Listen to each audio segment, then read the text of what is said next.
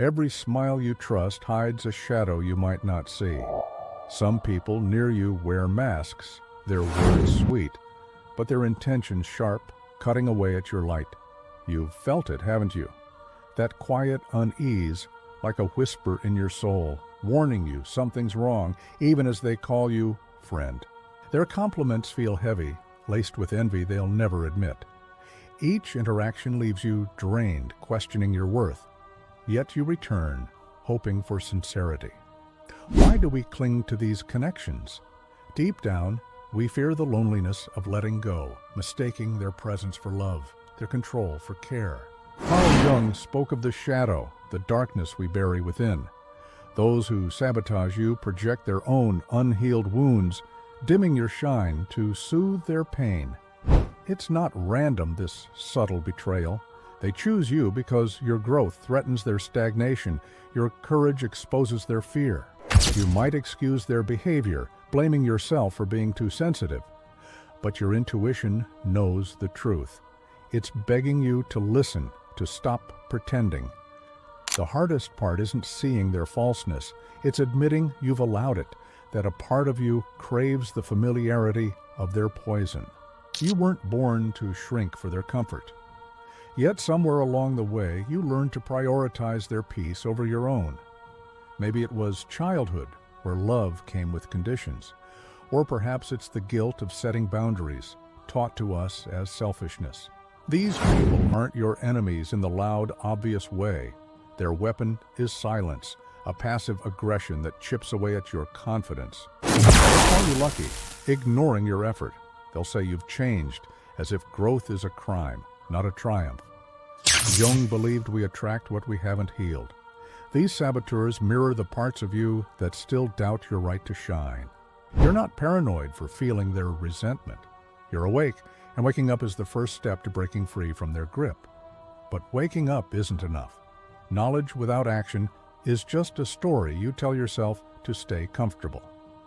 When you confront their behavior, they'll twist the narrative.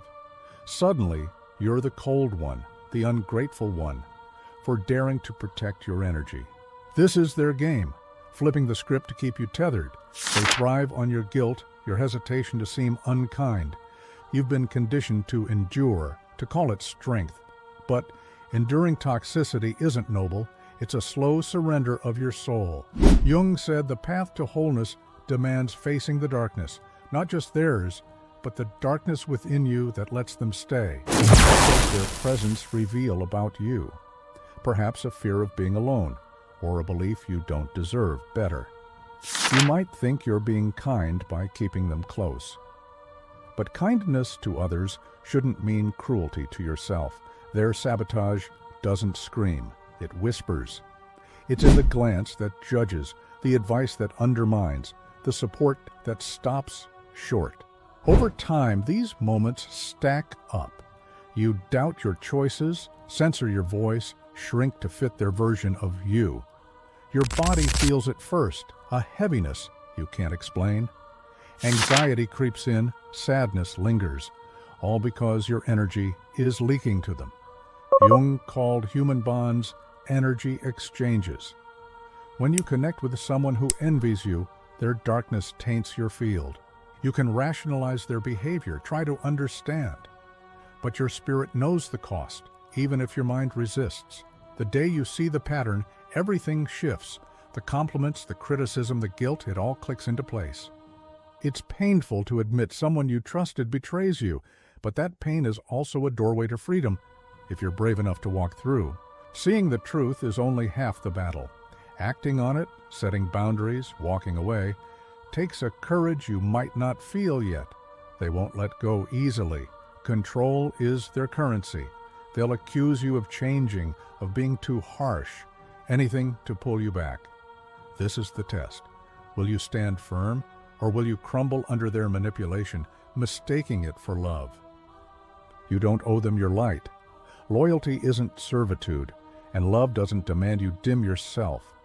Jung's individuation means becoming who you are, unapologetically. That journey requires cutting ties with those who keep you small. Start small, with emotional distance. Stop explaining. Stop justifying. Let your silence speak louder than their words. Clear boundaries are your shield.